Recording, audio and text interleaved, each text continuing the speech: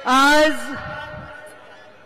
महाराष्ट्रामध्ये ज्यांच्या त्यागाने आणि स्वाभिमानी बाण्याने पावन ज्यांच्या नावाने हे माझं नगर अत्यंत स्वाभिमानाने जे नाव घेतं त्या छत्रपती संभाजीनगरमध्ये ज्यांनी हे नाव देण्यामध्ये आणि देशाला स्वाभिमान देण्यामध्ये मोठं योगदान दिलं असे 370 चे अशक्य ती गोष्ट शक्य करून दाखवणारे आणि प्रधानमंत्री नरेंद्र मोदी हे दिव्य स्वप्न बघून ते पूर्ण करण्यामागे अपार कष्ट करून स्थिरता देणारे नेते आदरणीय अमितभाई शाह यांचं मी छत्रपती संभाजीनगरमध्ये स्वागत करते।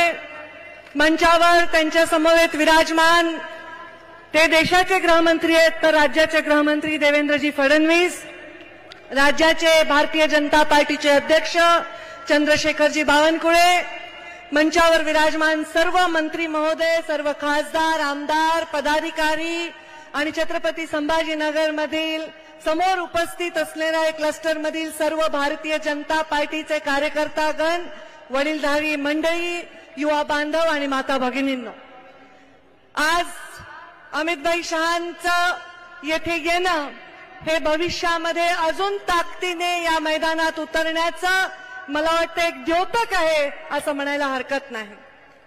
मी फार इथे वेळ घेणार नाही, पण जिंदगी के रंगमंच पर कुछ इस तरह निभाया अपना किरदार, पर्दा गिर चुका है तालियां फिर भी गूंज रही है, असं ज्यांनी काम केलं त्या माझ्या पित्याच्या चरणी नतमस्तक होऊन एवढंच सांगते की या देशाला जेव्हा सगळ्यात जास्त गरज होती गरिबांच्या स्वप्नाला ठिगळं लावण्याची, एका गरीबाला खुल्या आसमानातून स्वतःच्या पक्क्या घरामध्ये पोहोचवण्याची, डोळ्यातलं माता बहिणीचं पाणी हे नळामध्ये आणण्याची, तेव्हा प्रधानमंत्री नरेंद्र मोदी या देशाला लाभलेले आहेत।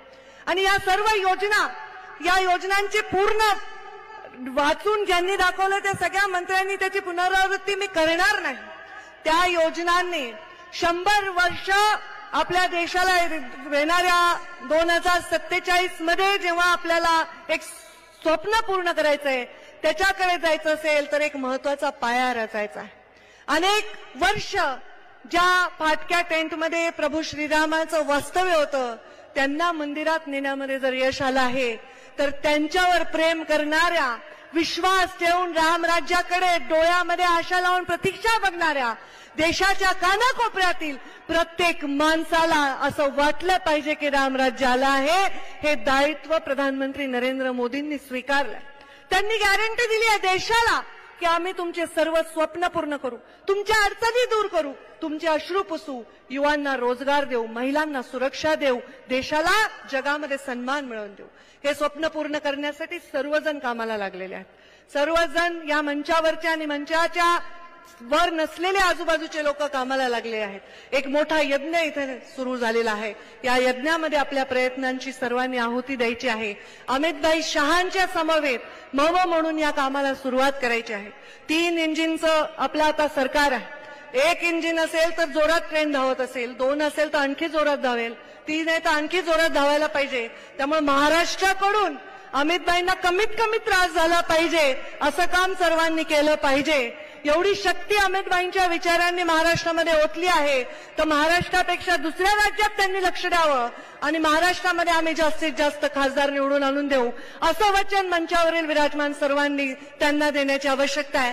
त्याच्यामध्ये छोटासा म्हणजे एवढासा चिमटी एवढा वाटा मी माझ्या परीने उचलायला सज्ज आहे।